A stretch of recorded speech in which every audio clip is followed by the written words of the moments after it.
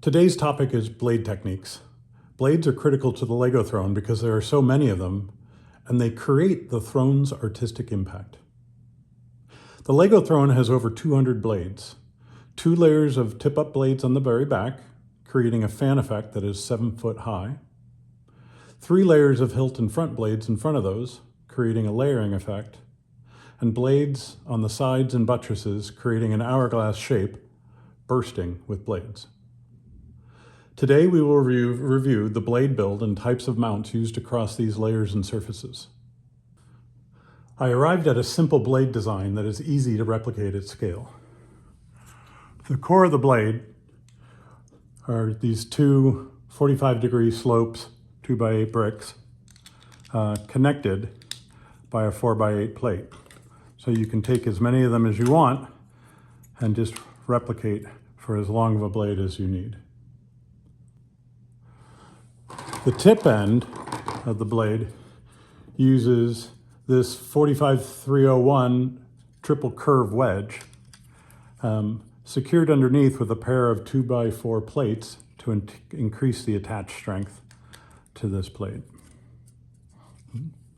The hilt end starts with a pair of 1x12 bricks secured by tiles on the front and by plates on the back,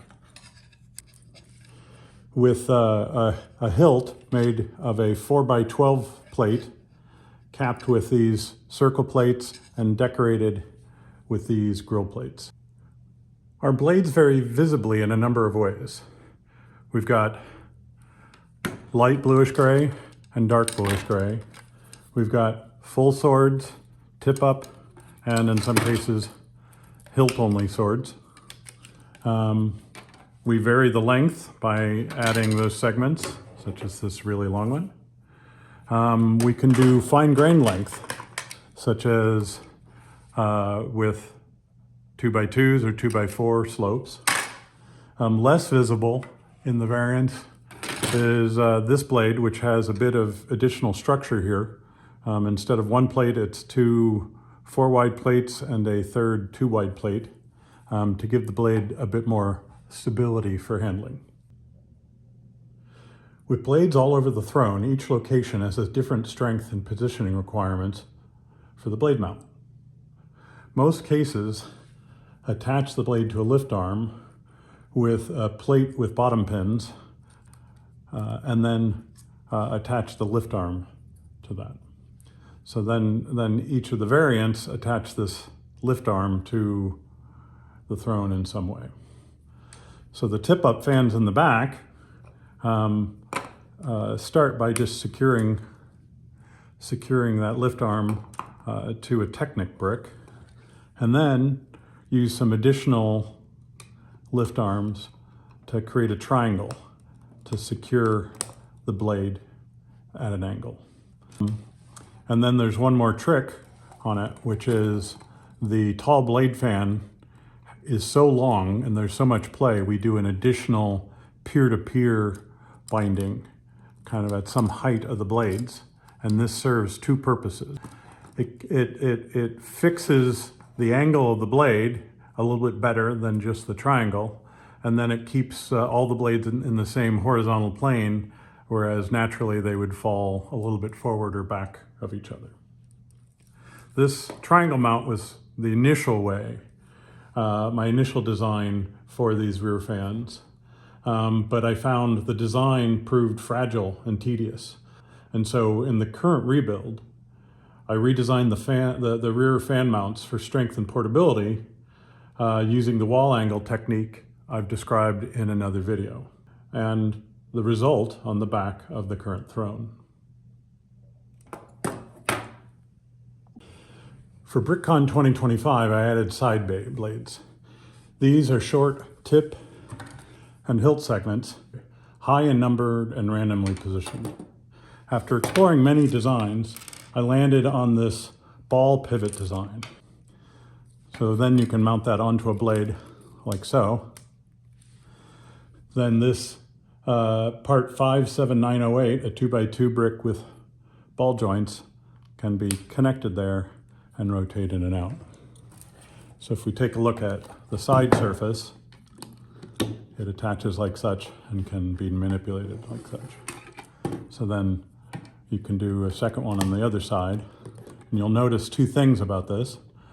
One is there's not a lot of room to manipulate, and the other is that this brick falls off the wall rather easily. As such, I switched to this design. Then this connects to the plate much more securely than the single brick. And you can kind of add your blades to that to snap in to these ball joints. And you have a bit more room from the wall and tons of degrees of freedom to rotate and to position the blades.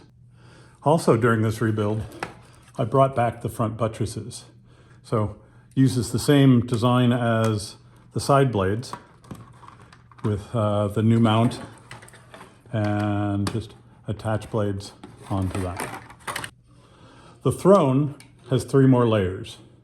The artistic goal of these layers is to flood the back all the way up with blades.